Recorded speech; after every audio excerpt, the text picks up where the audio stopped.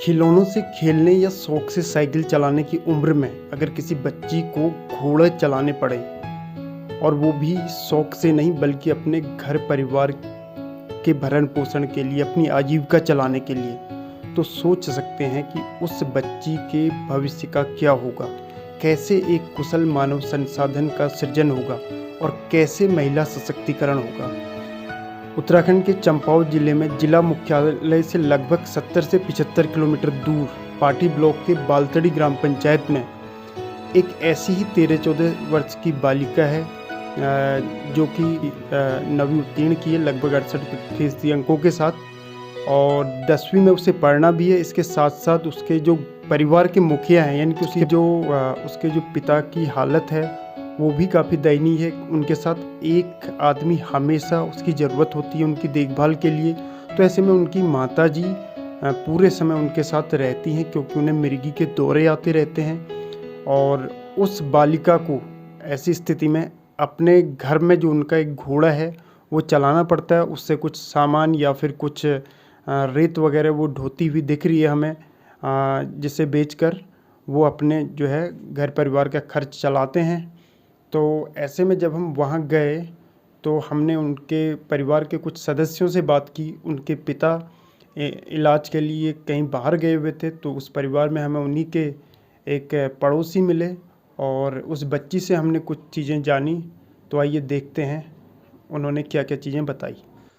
तो इस समय हम पाटी ब्लॉक में बालातड़ी ग्राम पंचायत में हैं। अभी हम एक ऐसे परिवार में आए हैं जहाँ पे जिनकी आर्थिक स्थिति बहुत ही ख़राब है। परिवार काफ़ी दयनीय स्थिति से गुजर रहा है।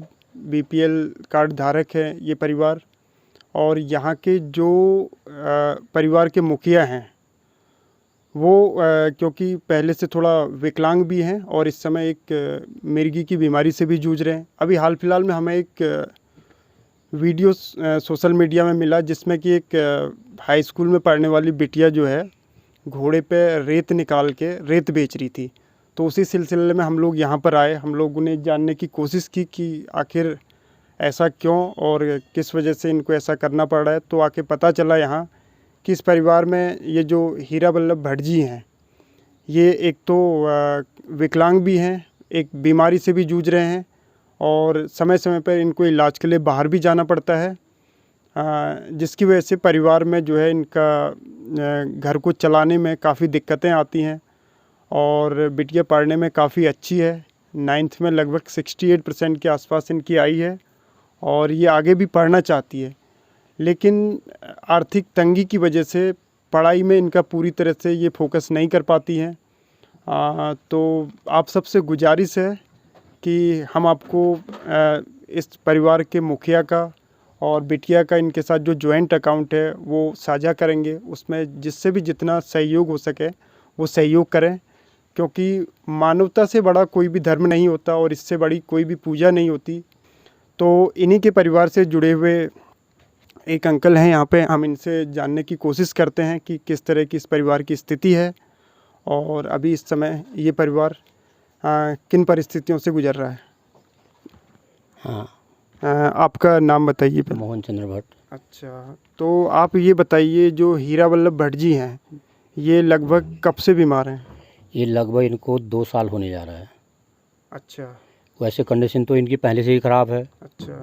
विकलांग ये बहुत पहले हो चुके थे। अच्छा। परिवार में ये कहो कि अब सब भागी का है, कन्याएं हुई। अच्छा।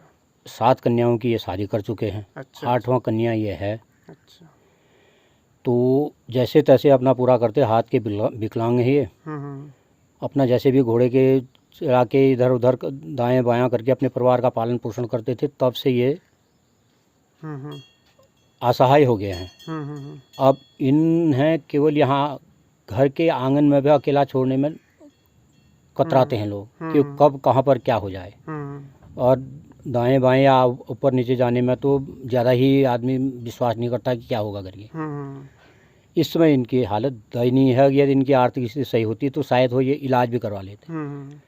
भाई बिरादरों के कहने में माना क्या भी तो आदमी अपनी पहले देखता है कि मैं कितना चादर फैला सकूंगा, कितना अपना पाँव फैलाऊं। मतलब एक लिमिट होती है, उससे ज़्यादा नहीं कर सकते। हाँ, उससे लिमिट, अपनी लिमिट में चलने की कोशिश करता है हर इंसान पहले।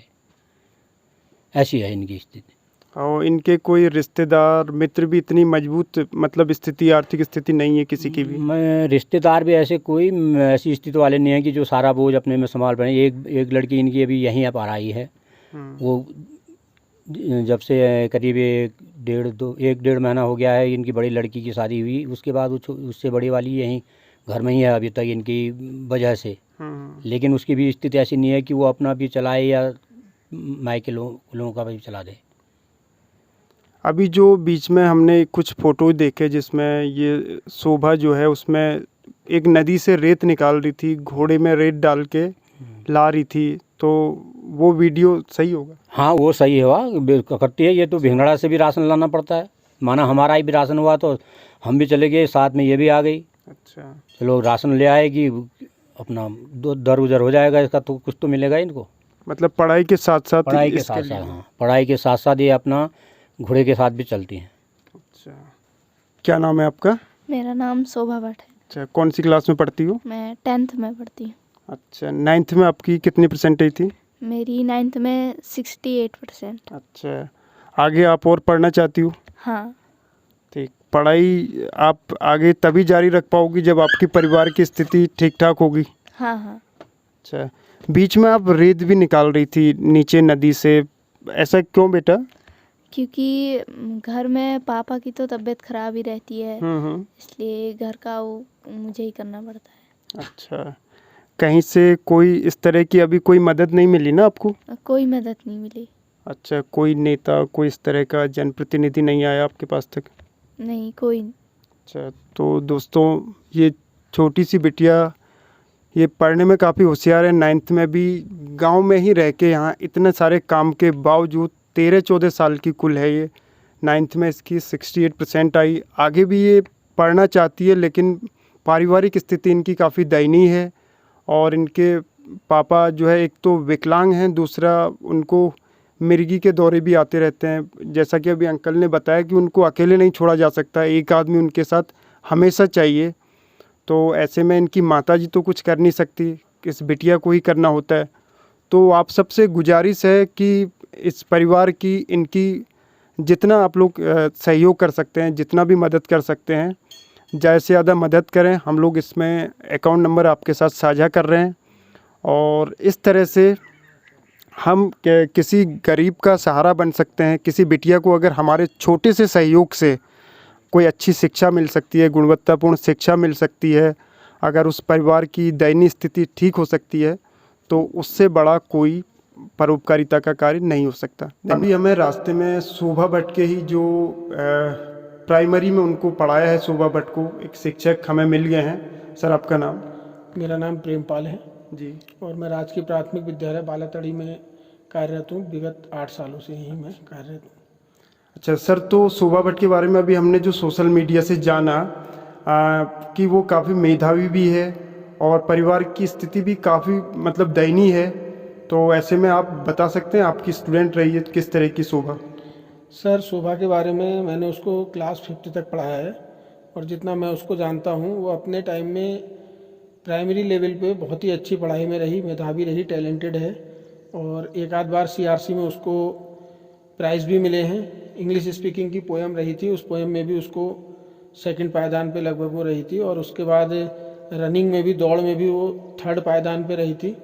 विद्यालय में भी काफ़ी एक्टिव रही है बच्ची और मुझको भी अभी 1-2 दिन से ही सोशल मीडिया के माध्यम से पता चला है कि वो थोड़ा आर्थिक तंगियों से जूझ रही है। सुन के बड़ा दुख हुआ मुझे इस चीज़ का। ठीक है, धन्यवाद सर।